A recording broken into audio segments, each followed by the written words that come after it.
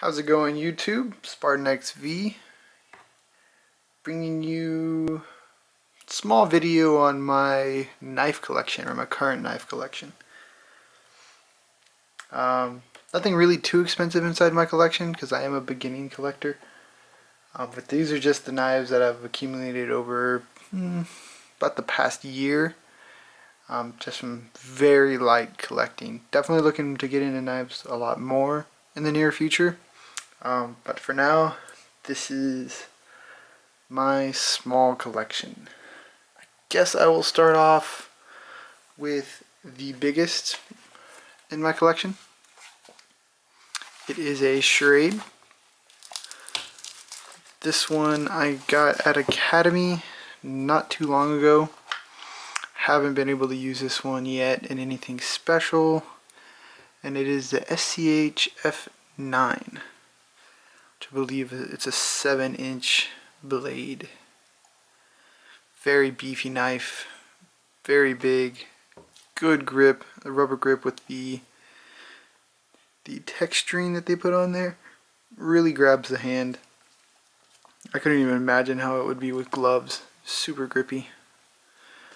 Very thick tang on the back, which is might be good, might be bad. As far as like structural integrity, I'm sure that helps quite a bit. Weight, gets the weight up a little bit. Blade sharpness, it's alright. It'll cut. That is the biggest one in my collection. Comes with that sheath that was shown right here. Just very extremely basic sheath. A little bit of paracord on it. My next one in my collection, this one was my second knife I ever bought, and it is a K-bar, specifically the USMC version with the brown leather sheath and the brown leather handle. 7-inch blade, so this is the full size with serrations. This blade has seen some pretty good use from camping trips. Edge held up really nicely. You can feel a little bit of rolling, but this is from like, you know, making kindling with wet wood, shaving off the top and letting it dry out in the sun, start fires.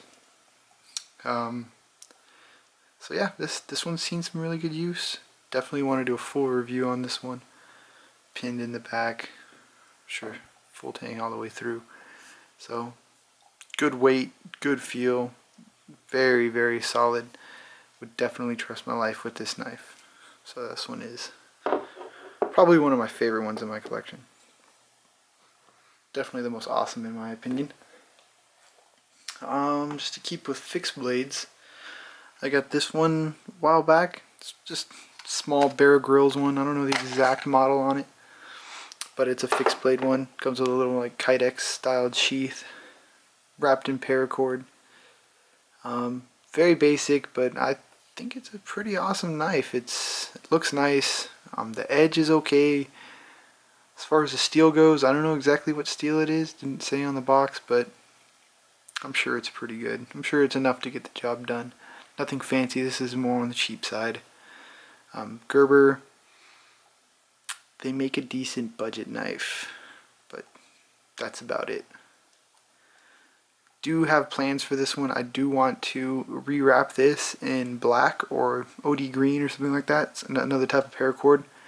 And I'm looking to get into knife sharpening, which I want to see how sharp I can get this knife with a good sharpening system.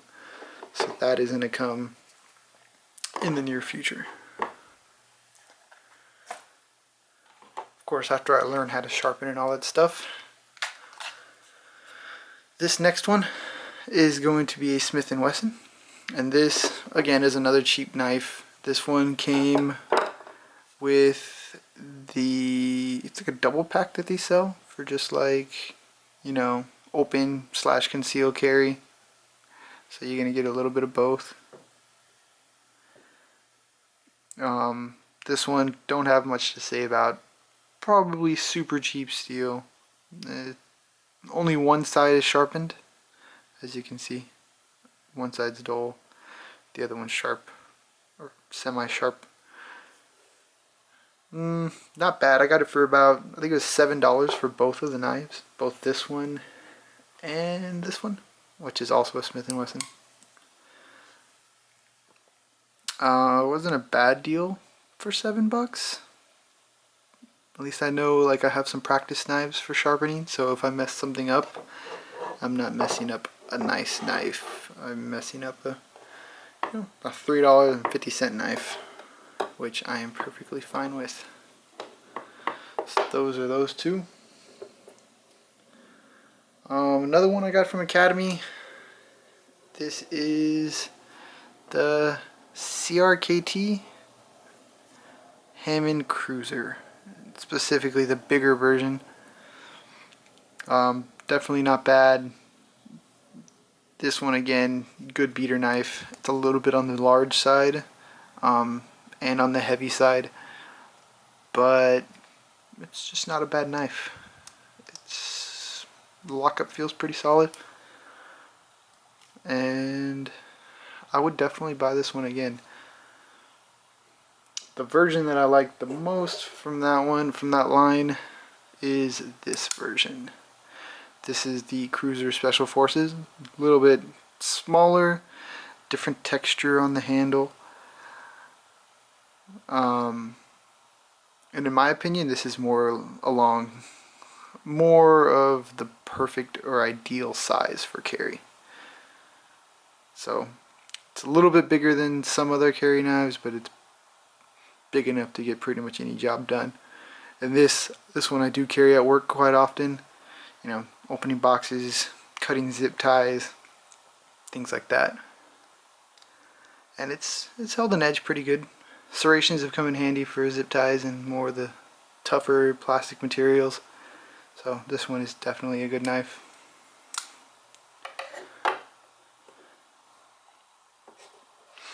Up next we got a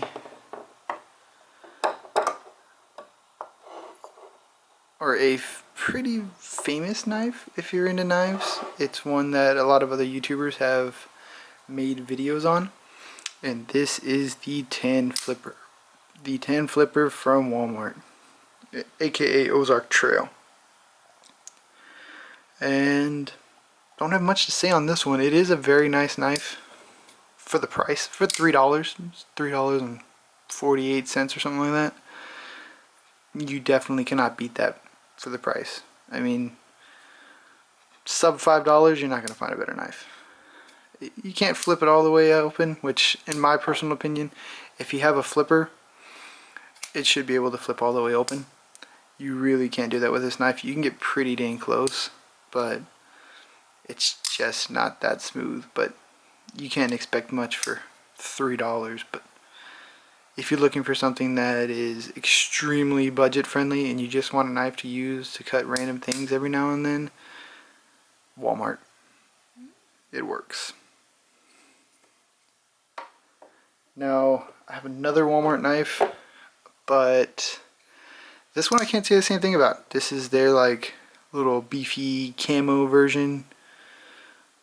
More of like it's a different blade shape and a little bit heavier. This one has aluminum or more of a metal scale on it, where this one has more of a G10 style plastic scale. So this one's much lighter. The tan one's much lighter than this one, and this one does not feel anywhere near as good. Like, that's as far as it goes, which is not good at all. But hey, for $4, it was worth a shot. I don't know if other ones might be better than this one. Maybe I just got a lemon. Very possible. But if you're gonna go to Walmart and pick up a knife, tan flipper. Now we're getting to more like the expensive knives of mine. I just recently did a review on this one. This is the Gonzo G739-2 carbon fiber version that's available at gearbest.com. This one is phenomenal for the price. You really can't get better than this for sub $20.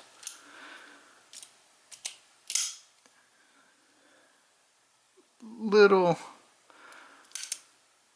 new to the axis lock style, but I like it.